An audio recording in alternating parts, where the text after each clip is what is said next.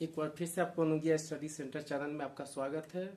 आज हम लोग ट्वेल्थ का हिंदी चैप्टर की शुरुआत की। आज सबसे पहला चैप्टर का अब हम लोग पढ़ेंगे। उसके बारे में पाठ है बातचीत, जो आपके स्क्रीन पर दिखाई दे रहे होंगे। यह यह एक निबंध है जिसके लेखक का नाम है बालकृष्ण भट्ट और पाठ का नाम है बातचीत। पहले उनकी थोड़ा सा जीवनी पर चलते हैं। लेखक परिचय के ऊपर पाठ का नाम है बातचीत, लेखक का नाम है बालकृष्ण भट्ट। इनका जन्म हुआ था 23 जून 1844 को ईस्वी को। स्थान उत्तर प्रदेश के इलाहाबाद में इनका जन्म हुआ था। इनके पिता का नाम बेनी प्रसाद भट्ट और माता का नाम पार्वती देवी थी। इनकी पत्नी का नाम रमा देवी। शिक्षा इन्होंने शुरुआत में वह घर से ही संस्कृत से शिक्षा लेना शुरू किए। बाद में वह हाई स्कूल तक पढ़ाई किए। व्यवसाय वह शुरू में अध्यापक के रोल में थे, बाद में प्रोफेसर बने, फिर वह साहित्य सेवा में जुट गए।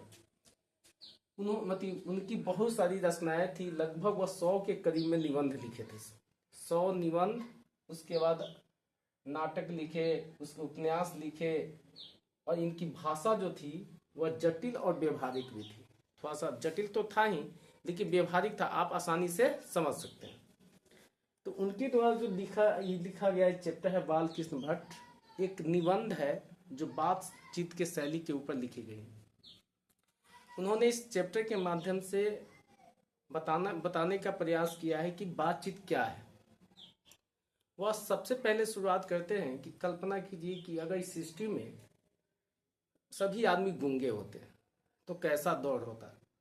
सब एक कोने में पड़े रहते, सब इशारा से बातचीत करते, एक अजीब तरह का माहौल दिखाई देता।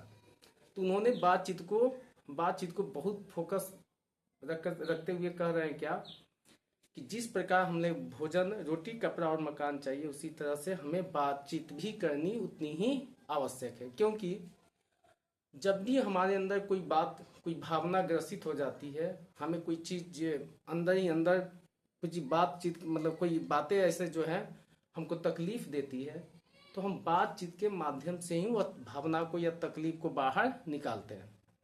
वो बातचीत ही है जो हम अपनी भावना को व्यक्त कर सकते हैं।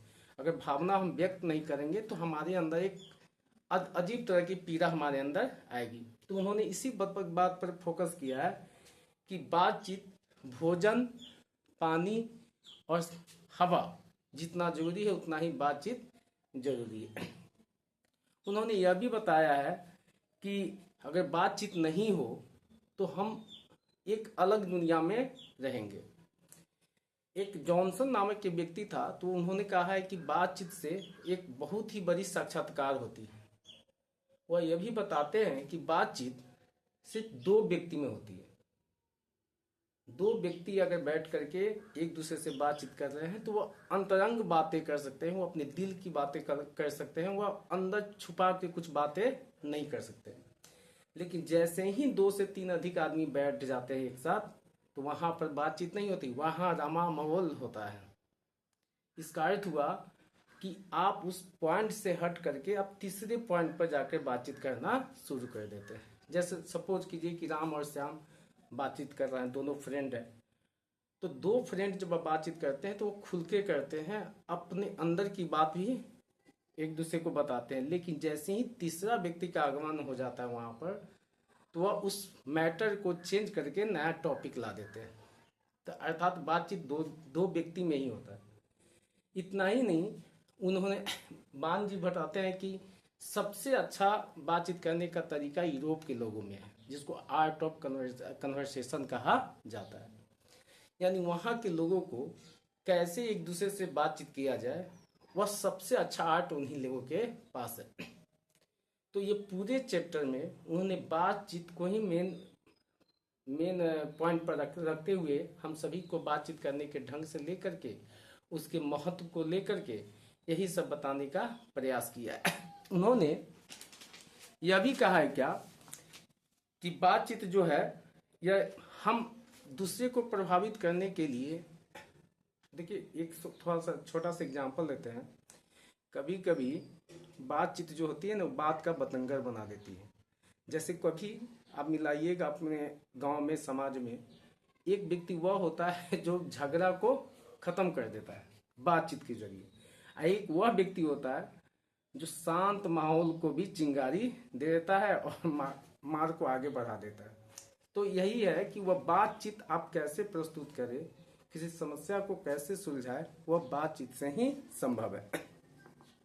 उनका मानना था क्या कि बातचीत उत्तम तरीका यही होता है कि वह एक तरह से आपके अंदर शक्ति पैदा करके देती है, आपको कॉन्फिडेंस देता है। कभी कभी आप यह भी देखते हो कि बहुत सारे बच्चे एग्जाम देते हैं, उनका पीटी अच्छा से जाता है, मेंस अच्छा से जाता है, लेकिन साक्षात्कार अच्छा से नहीं जाता। इसके लिए वो बहुत ट्रेनिंग करते हैं, पैसे खर्च करते हैं, तब जाकर के उनकी तैयारी होती है। लेकिन जिस घर में, जिस परिवार में अच्छा माहौल होती है, बातचीत करने का तरीका अच्छा होता है, वह अपने आप ही आपके अंदर आ जाती है, यह नेचुरल होती है। कुछ व्यक्ति में आप देखिएगा हाजिर जवाबी बहुत अच्छा होता है, वो किसी बात को बहुत अच्छा ढंग से एक्सप्लेन करके बतलाता है। तो वही कोई एक छोटी सी बात को भी बहुत लंबा करके पूरा, जैसे लगता है कि इधर से उधर मिला करके प्रस्तुत करता है, जो आधा बात समझ में आती है, आधा बात समझ में नहीं आती। तो बालकृष्ण भट्ट जी हमें यही इस चैप्टर के माध्यम से बातचीत करने के ढंग को ही बताने का प्रयास किए हैं, और पूरे इस निबंध में बातचीत मेन पॉइंट पर है। और सबसे अच्छा बातचीत का तरीका यूरोप के लोगों में है, जिसको आर्ट ऑफ कन्वर्सेशन कहते हैं। उम्मीद है कि आपको समझ में आया होगा इस पाठ का।